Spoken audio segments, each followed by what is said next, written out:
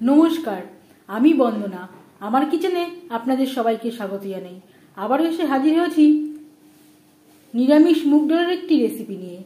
আজ আমি তৈরি করব শীতের নিরামিষ মুগ ডাল।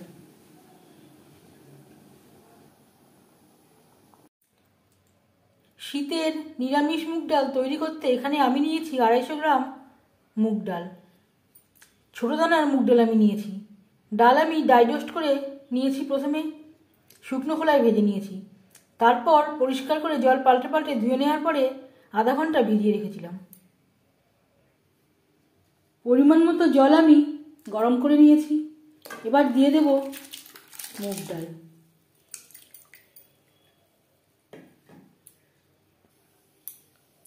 স্বাদ মতো লবণ।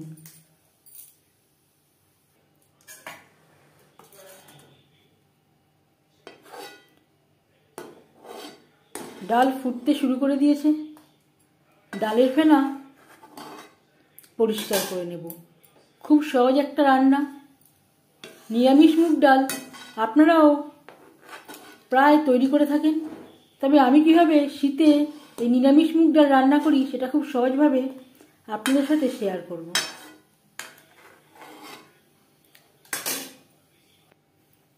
গ্যাসের ফ্লেমটাকে লোতে করে দেব। ঢাকনা চাপা দিয়ে সেদ্ধ হওয়া পর্যন্ত অপেক্ষা করব। ডাল বেশ ভালো করে সুসিদ্ধ হয়ে গেছে। এখানে আমি 90% মতো সেদ্ধ করে নিয়েছি।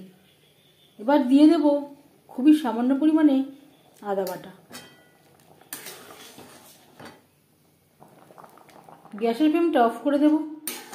একটা পাত্রে ট্রান্সফার করে নেব।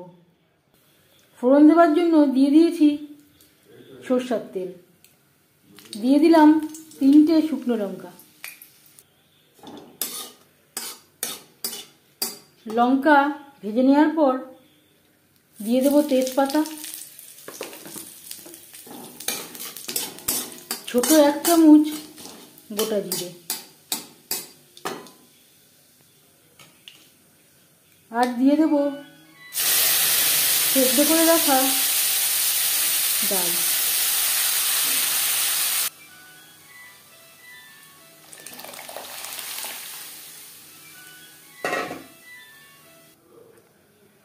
আর দিয়ে দেব হলুদ। এভাবে হলুদ ব্যবহার করলে হলুদ আর দলা পাকিয়ে যাওয়ার সম্ভাবনা থাকে না।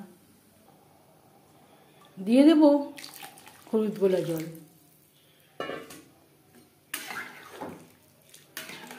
ডাল বেশ ভালো করে ফুটিয়ে নেব। 3-4 মিনিট ডাল বেশ ভালো করে ফুটিয়ে নেওয়ার পর দিয়ে দিলাম চেরা কাঁচা লঙ্কা, আর দিয়ে দেব ধনেপাতা, আর দিয়ে দেব একটা টমেটো। আমার আগে দিতে মনে ছিল না।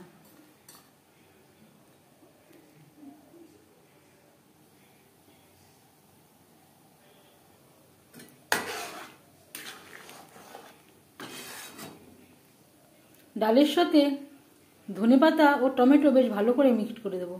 1-2 মিনিট রান্না করে নেব। খুব বেশিক্ষণ ফোটাবার প্রয়োজন নেই। টমেটো আমি একেবারে পাতলা পাতলা করে কেটে নিয়েছি।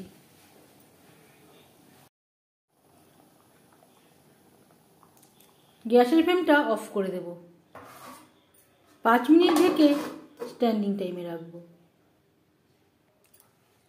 নিরামিষ মুগ ডালের রেসিপিটি কেমন লাগলো অবশ্যই জানাবেন কমেন্টের মাধ্যমে।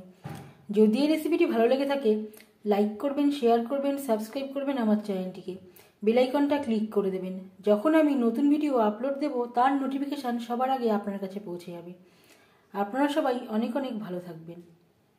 এই ভিডিওটি দেখার জন্য ধন্যবাদ।